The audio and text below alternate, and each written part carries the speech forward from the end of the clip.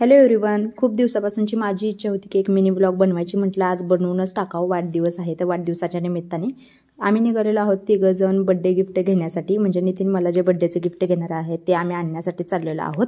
आणि इथं आम्ही शोरूममध्ये आलेलो आहोत. त्याच्यामुळे तुम्हाला समजलंच असेल की आम्ही गाडी घेणार आहोत. तर माझी खूप दिवसापासूनची इच्छा होती गाडी घ्यायची. तर नितीनने फायनली आज मला बड्डेच्या निमित्ताने हे गिफ्ट दिलेलं आहे. आणि खूप उशीर झाला होता आम्हाला तिथं जायला पावसामुळे.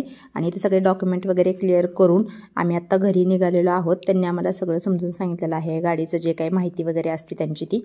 आणि ही आम्ही गाडी घेऊन आता घरी निघालेलो आहोत. आणि सावीला आम्ही घेतलं नव्हतं, सावीला आम्ही घरीच ठेवलं होतं कारण तिची तब्येत ठीक नव्हती म्हणून तिला मम्मीपाशी ठेवलं होतं. तोपर्यंत मम्मीने घरी सगळी तयारी केलेली होती. मग घरी आल्यानंतर मी गाडीला हार घातला आणि सुंदर असं छोटंसं स्वस्तिक काढलेलं आहे. आणि आमच्या आजूबाजूच्या सगळ्या लोकांना मी गाडीच्या पूजेसाठी बोलवलं होतं.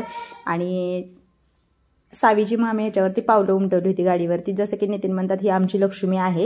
ही आल्यापासून खरंच आमच्या आयुष्यात खूप छान छान गोष्टी घडायला लागलेल्या आहेत ह्या वर्षात.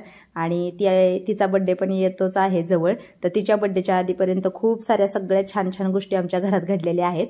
मग इथं आम्ही सगळ्यांकडून पूजा करून घेतली गाडीची. आणि त्यानंतर आज बड्डे पण होता माझा, तर आम्हाला सेलिब्रेशन करण्यासाठी पण जायचं होतं. त्यामुळे आज खूप सारी घाई चालली होती.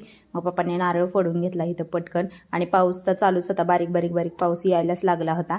आणि आज आमचं अजून एक स्वप्न पूर्ण झालेलं आहे, ते म्हणजे गाडीचं. खूप दिवसांची माझी इच्छा होती ती पूर्ण झाली. लागलीच सगळे जमा झाले होते, तर म्हटलं गणपतीची आरती करून घ्यावी. गणपती बाप्पाच्या आशीर्वादाने सगळ्या गोष्टी आम्हाला भेटलेल्या आहेत. त्यानंतर आम्ही गेलो आमच्या जवळच्या हॉटेलमध्ये, म्हणजे वृंदावन हॉटेल, जे की आमचं खूप फेवरेट आहे आणि आम्ही खूप वर्षापासून इथं जातो. आणि मग त्यानंतर आमचं फेवरेट असतं हॉटेलमध्ये गेलेल्या की जेवण वगैरे आम्हाला काही नको असतं, आम्हाला हवं असतं फक्त स्प्राईट. आणि ते आमच्या बाळाने घेतलेलं आहे. आणि असं छान असं सेलिब्रेशन झालेलं आहे.